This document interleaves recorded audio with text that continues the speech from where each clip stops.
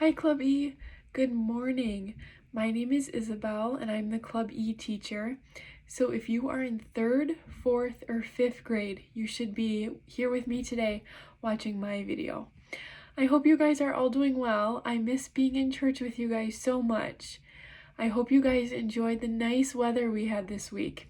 It felt amazing to feel the sun and be outside.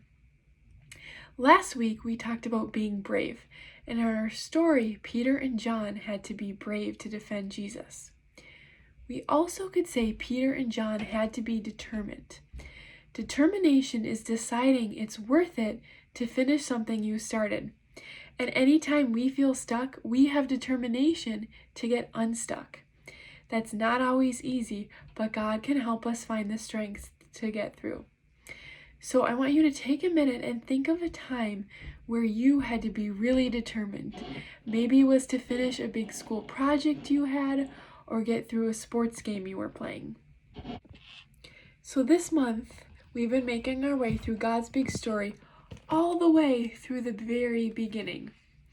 And this month, we've been checking out what happened after Jesus went to heaven and the early church began to grow. So on the day of Pentecost, the Holy Spirit came and filled a room full of believers. Pentecost is celebrated 50 days after Easter, and it celebrates the descent of Jesus into heaven.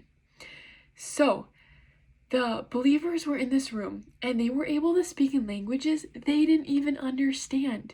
Isn't that crazy? And they were able to share the good news of Jesus. 3,000 people came to know Jesus that day. Isn't that amazing? And later, Peter and John told other people about Jesus, and by that point, 5,000 people were there. 5,000 believers. That is a lot of people. But some of the people needed special care. They weren't able to provide food for themselves, and they needed help. What do you think the other believers did about that? Right, the other believers took care of these people. The apostles, those who had been with Jesus while he was on earth, made a plan. They chose 7 wise men who listened and followed God's Holy Spirit. Their job was to make sure everyone had what they needed. One of these 7 men was named Stephen, and Stephen was just doing what was right. He was helping the people get what they needed. But some of the religious leaders started to argue with Stephen. But the Holy Spirit gave Stephen the answers he needed to be able to answer them. But the religious leaders did not like this at all, so they schemed against Stephen. And in secret, they convinced some men to lie about Stephen. The men started telling people they heard Stephen speak evil about Moses. And the men also said they heard Stephen speak evil against God. When people heard these lies, they did not know what to think. They wondered, how could a man of God say such evil things?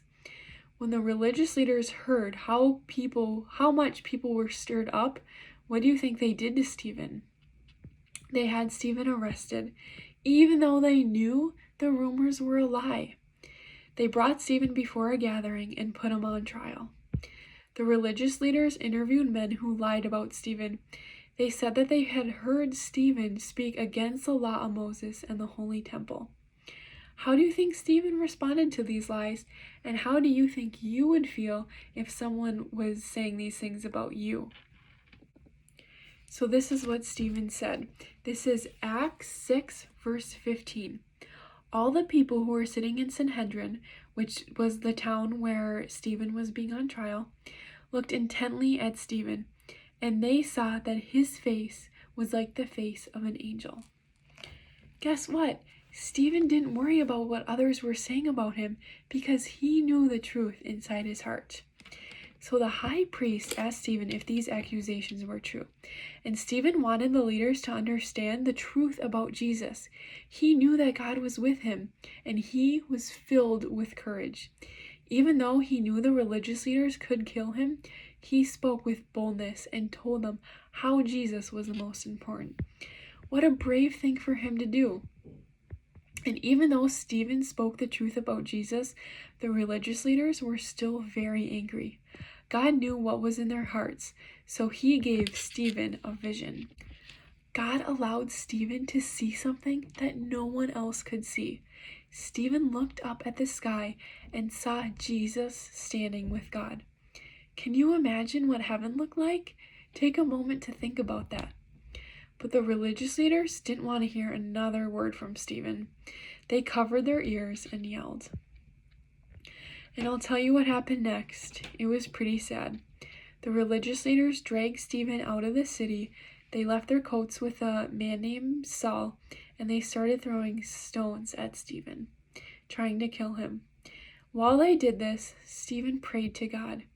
He asked God not to hold this horrible act against the people. He asked God to forgive them for their sins. What a faith! Even though Stephen had only done what was right, he died that day. Jesus had told his followers to live out his love everywhere, no matter what. Through God's power, Stephen had continued to share God's love all the way until his very last breath. Isn't that amazing?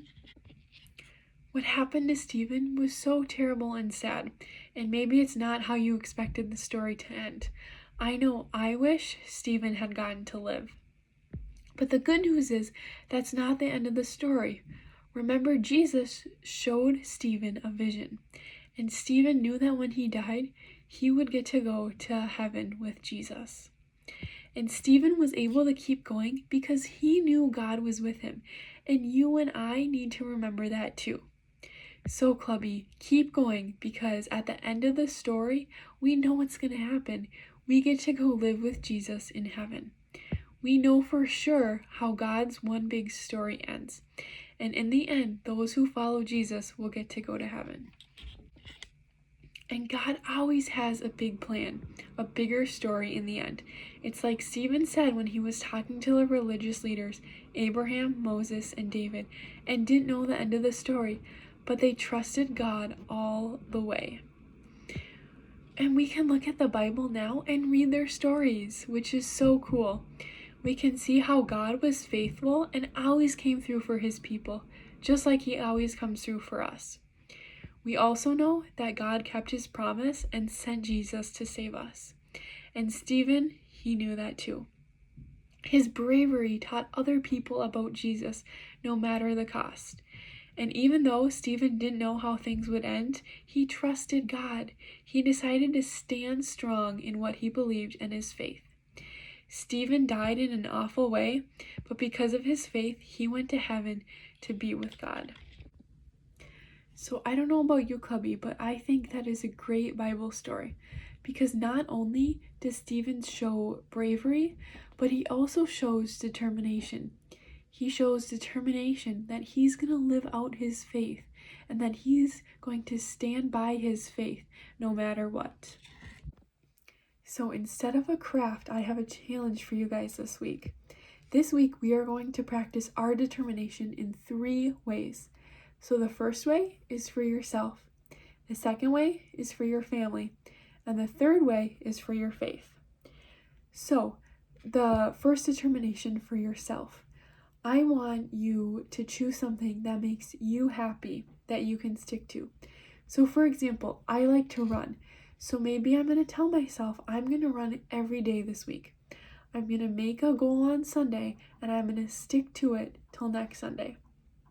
Or maybe you like to read and you haven't been reading as much lately. So you tell yourself, I'm going to read every day this week. Find something that makes you happy and helps you grow as a person. For the second way, for your family, I want you to be determined to help out your family this week. So maybe you are going to walk your dog every day or let your dog out every day this week. Or maybe you're going to do one extra chore this week. Or maybe you're going to say something nice to one of your family members every day. And then the third thing, we are going to be determined to grow in our faith. And this is the most important thing.